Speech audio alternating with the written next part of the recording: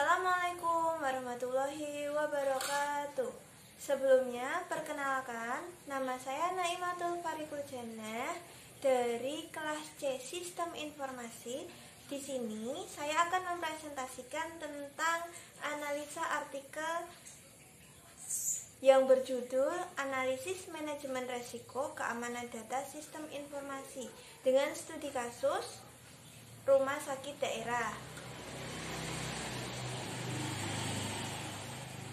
Sebelumnya, untuk identitas jurnal ini berjudul Analisis Manajemen Resiko Keamanan Data Sistem Informasi dengan penulis Nur Hafifah, Ika Nurlaili, dan Anita Mulyawati.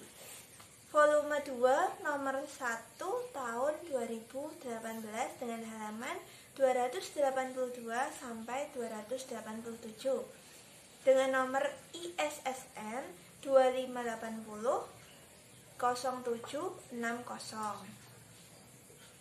Nah, di dalam penelitian ini memiliki tujuan penelitian yaitu untuk mengetahui resiko-resiko yang terjadi sehingga dapat dijadikan paduan untuk menyempurnakan penerapan teknologi informasi secara keseluruhan.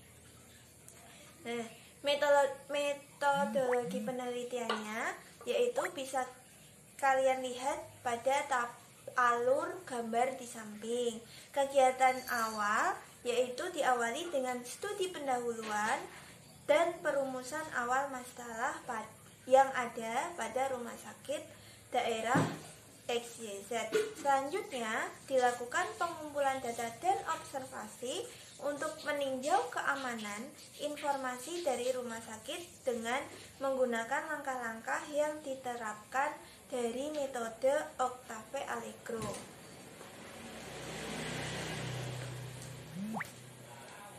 Langkah-langkah yang secara mendetail akan dijelaskan pada masing-masing subbab sebagai berikut. Yang pertama, membangun kriteria pengukuran resiko. 2. Mengidentifikasi kontainer dari aset informasi. 3. Mengembangkan profil aset informasi. Yang keempat, mengidentifikasi area masalah. 5. Mengidentifikasi skenario ancaman. 6. Mengidentifikasi resiko. 7. Menganalisis resiko. 8. Memilih pendekatan pengurangan. Langsung ke hasil pembahasan. Bisa kita lihat langkah pertama yaitu membangun kriteria pengukuran resiko. Dalam langkah ini terdapat impact area, 5 impact area. Yang pertama, reputasi dan kepercayaan pelanggan. Yang kedua, finansial. 3, produktivitas. 4, keamanan dan kesehatan. Lalu yang kelima, denda dan penalti. Selanjutnya, hasil langkah kedua yaitu mengembangkan information asset profile. Aset informasi yang telah diidentifikasi yaitu profil dokter, profil karyawan, pasien, jadwal praktek dokter, transaksi pembayaran pasien, dan data laboratorium. Dari profil aset informasi ini, kebutuhan keamanan yang paling penting adalah terletak pada integrity. Untuk hasil langkah ketiga, yaitu identifikasi information asset container, yaitu terbagi menjadi 3. Yang pertama, technical, physical, dan people. Dari analisis ini, yang paling banyak mempunyai kontainer adalah data pasien. Data pasien diakses, disimpan, atau dikirim melalui suatu aplikasi yang digunakan di rumah sakit umum daerah XYZ tersebut.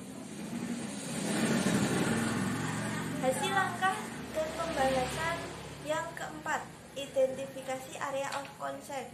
Hasil analisis ini menunjukkan bahwa ancaman keamanan yang paling sering adalah bug atau error pada aplikasi dan pemanfaatan celah keamanan lewat aplikasi baik dari pihak dalam maupun luar, serta kesalahan saat deploy aplikasi. Hasil langkah kelima, identifikasi threat scenarios, itu trait antara lain mencakup aktor, means, motif, outcome, dan security requirement, atau bisa kita lihat di tabel di samping. Untuk aktor yaitu staff RSUD, means-nya staff menggunakan aplikasi, motifnya terjadi disebabkan karena human error. Lalu outcome, modification dan interruption. Lalu security-nya penambahan validasi atau validasi terhadap data dari masing-masing field. Untuk hasil langkah ke-6 yaitu identifikasi resiko. Bisa dilihat dari tabel di samping.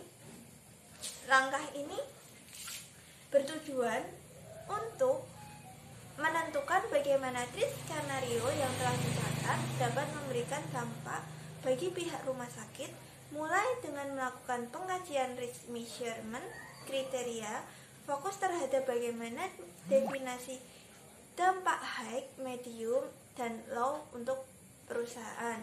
Kemudian relative risk score-nya dihitung dan digunakan untuk menganalisa resiko sehingga membantu untuk memutuskan strategi terbaik dalam menghadapi resiko yang akan terjadi. Hasil langkah ke-7, analisis resiko. Dari analisis dan pengamatan diperoleh hasil rata-rata yang paling besar. Skornya adalah impact area pertama, yaitu reputasi dan kepercayaan pelanggan, dengan hasil penilaian sebesar 12 atau medium dengan perbandingan nilai relatif risk score sebesar 27. Sekarang hasil langkah ke-8, pemilihan mitigation approach. Hasil langkah mitigasi yaitu membuat peraturan yang tertulis mengenai tanggung jawab dalam menjaga keamanan informasi dan sanksi bagi yang melanggar, serta melakukan sosialisasi mengenai peraturan tersebut secara bertahap kepada karyawan Rumah Sakit Daerah Umum SCZ tersebut.